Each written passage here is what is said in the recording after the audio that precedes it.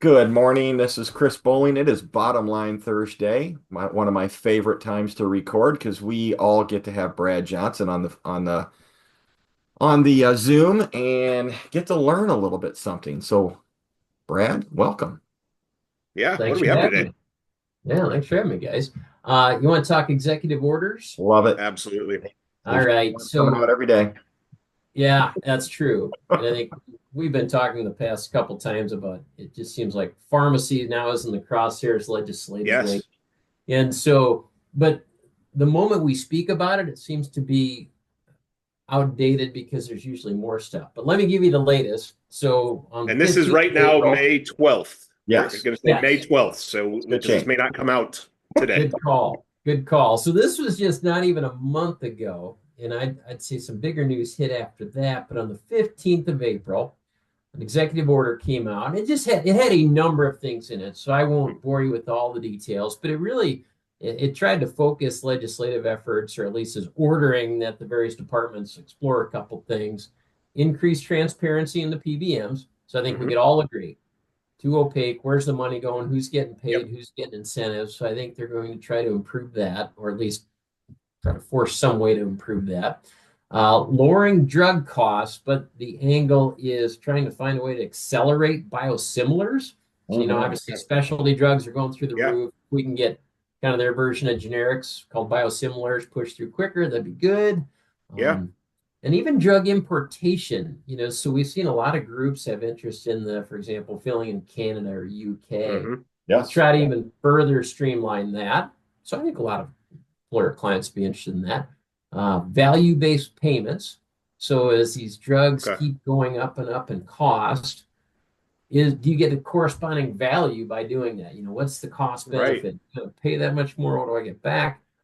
And then one thing that probably has maybe a little less direct impact on employer plans is reducing or making sure on some of these infused drugs that Medicare isn't paying more for someone to ship that to a hospital outpatient versus a Okay. physician's office to infuse it. Wouldn't that be? So kind of just setting the practice of it. So I'll Yeah. pause there. That's kind of executive order number one. So All good things, I think. I mean, it's trying to figure out how do we stop being the most expensive pharmaceutical market in the world? And, I don't know that all of that's going to fix every single problem, but I know that we're trying to figure out those solutions for our clients, and some of those aren't easy to do. Some of those are pretty difficult to get accomplished just because of the process you have to go through. yeah, you want the bonus thing that came out today, and I'm not that one Yes, person. May 12th bonus. Let's go.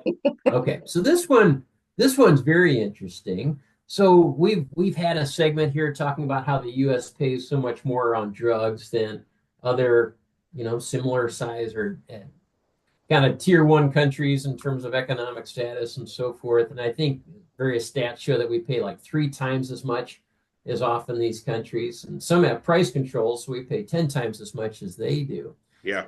Trump sounds like he's going to be signing something that puts us on a most favored nation status requirement with the drug companies. And basically saying we want to pay what other countries are paying. We don't have to pay more. And so that was Wow. just, I don't know, half hour ago I saw that posted. The big drug companies, their stock price dropped 5%. So it must be a big thing. I'm sure we'll hear more about it in the Oh, Yeah. weeks to come. More to come, but yes, I mean that's another major one is, just that. Why Yeah. pay more here when somebody else doesn't have to? So man, that Yeah. could shake up a lot of stuff as we go into the second half of the year.